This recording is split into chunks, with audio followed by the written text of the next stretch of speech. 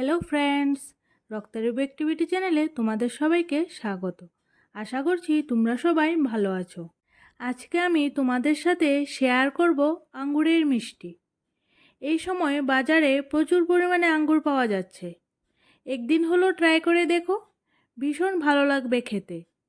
আর এটা বানানো খুব সোজা। এখানে আমি 250 গ্রাম মতো আঙ্গুর নিয়েছি এবং এগুলিকে ধুয়ে পরিষ্কার করে নিলাম। এবার এগুলির জুস বের করে নেব। তার জন্য একটি মিক্সি জারের মধ্যে নিয়ে নিলাম। ভালোভাবে যেন ব্লেন্ড হয়ে যায় তার জন্য সামান্য পরিমাণে জল দিয়ে দিচ্ছি।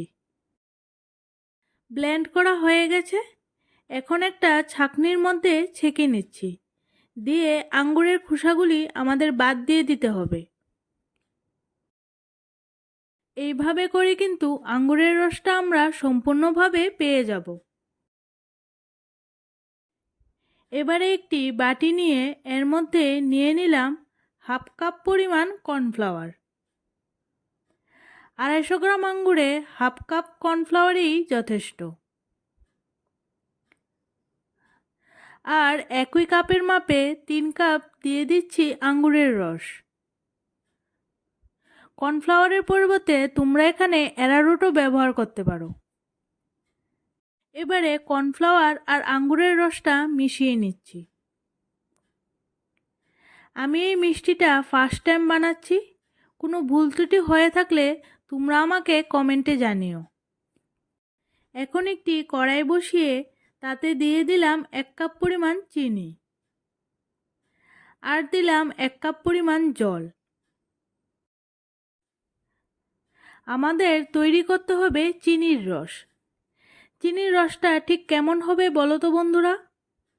যেমন গোলাপ জামুন তৈরি করার সময় যেরকম রসটা হয় ঠিক তেমনই রস এখানে তৈরি করতে হবে। মানে একটু ঘন করে, ঠিক একতারের রস যেরকম তৈরি হয় ঠিক সেরকমই এখানে তৈরি করে নিতে হবে। হাতে নিয়ে এরকমভাবে সামান্য দেখে নেবে। মধুর মতো চিটচিটে যখন হয়ে আসবে তখন আমরা এটাতে দিয়ে দেব আঙ্গুর আর কর্নফ্লাওয়ারের মিশ্রণটা দেওয়ার সময় সামান্য নেড়ে চেড়ে নেবে, কারণ কর্নফ্লাওয়ারটা কিন্তু নিচে বসে যায়।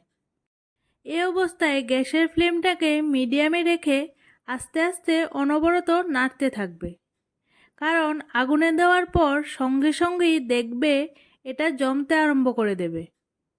যখন এরকম ঘন হয়ে আসবে তখন এখানে ফুড কালার অ্যাড করছি।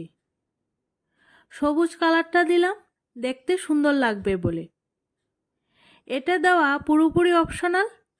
তোমরা রং না দিতে চাইলে নাও দিতে পারো। এবারে অনেকটাই ঘন হয়ে এসেছে। এখন দিয়ে দিচ্ছি 1 টিস্পুন সাদা তেল। দিয়ে ভালো করে মেশাতে থাকবে। দেখো, এটা সম্পূর্ণভাবে রেডি হয়ে গেছে। এখন একটা পাত্র নিয়ে নিলাম। দিয়ে এর মধ্যে সামান্য তেল বা ঘি ব্রাশ করে নিলাম।